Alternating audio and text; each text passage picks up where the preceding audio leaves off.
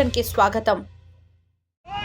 నీలకంఠాపురం నుంచి బయలుదేరి ఈరోజు 28 రేపు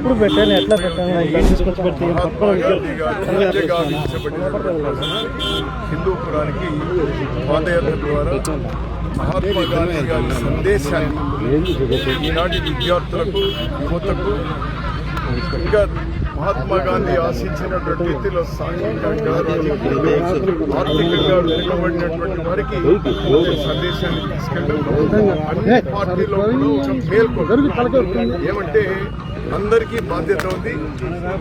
మహాత్మా గాంధీ గారి సిద్ధాంతాలు మాట్లాడవద్దు. ఎవరైనా మహాత్మా గాంధీ గురించి కించపరిచేటువంటి ప్రయత్నం చేస్తే దాన్ని అడ్డుకోండి.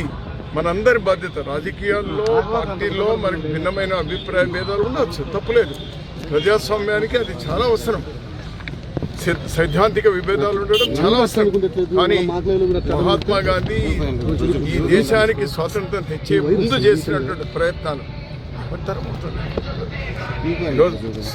ప్రజాస్వామ్యం స్వాతంత్రం వస్తుందో లేదో తెలియదు, కానీ అటువంటి పరిస్థితుల్లో ఈ దేశంలో అందరూ సమానులు కావాలి అనేటువంటి స్ట్రాంగ్ పునాది వేసినారే దాన్ని ముందుకు తీసుకెళ్లేటువంటి ప్రయత్నం. 5వ తరం ఈరోజు స్కూల్కి పోతా ఉన్నారు, కాలేజీలకు పోతా ఉన్నారు. మహాత్మా గాంధీ గారి తర్వాత ఆ ప్రయత్నం జరుగుతూ ఉంది. కొంతమంది ఆకతాయి మహాత్మా గాంధీ గారి మీద చాలా అసహ్యకరంగా కామెంట్ చేస్తూ ఉన్నారు. దాన్ని నిలువరించాల్సినటువంటి బాధ్యత అందరిది. అదొక పక్క బాధ.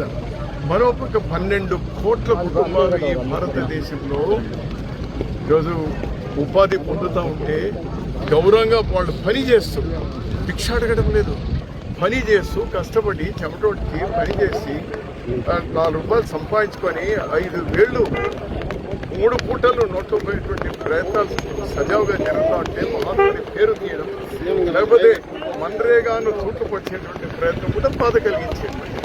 అలానే బాధ్యతలు అలాంటి వాటి ఒక స్వాతంత్ర సమరయోధుల కుటుంబంలో పుట్టినటువంటి వారిగా, అలానే సుదీర్ఘమైనటువంటి రాజకీయాల్లో కూడా ఉండి కూడా ఈరోజు ఈ ప్రయత్నం చేయాలి, అందరికీ సందేశాన్ని తీసుకెళ్ళాలి, అందరిలో కూడా ఒక రియలైజేషన్ రావాలి.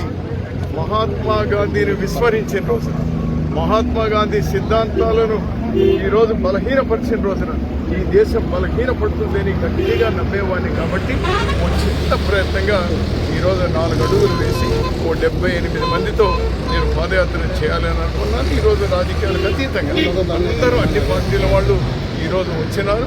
వెల్కమ్, చాలా సంతోషం. దీని తప్పకుండా మంచి జరుగుతుంది, మేలు జరుగుతుంది.